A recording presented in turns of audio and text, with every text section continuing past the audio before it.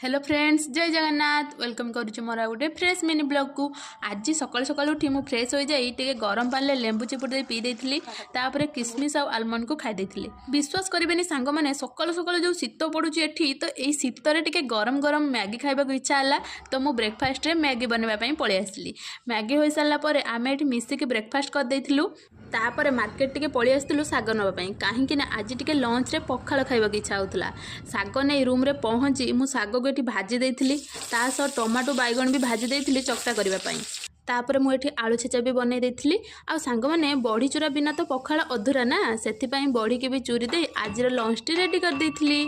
तो देखि पारुथिबे सांग माने आमर पखाळ कंसाटी रेडी होई सारची। पखाळ सहित साग भजा, बड़ी चूरा, आलू छेचा, पांपड़, टमाटो बैगन चटणी आ आंबुल पाग को मु आ मो सांग मिसी शीत दिन रे पखाळ खाइबार मजा नैथिलु। आ आजिर दिनटी थिला एमिति किछि रहुची। देखा हबो नेक्स्ट मिनी ब्लॉग रे। आ हां, आम भलिया काहाकु काहाकु शीत दिन रे पखाळ खाइबाकू भल लागे कमेंट रे निश्चय जणैबे।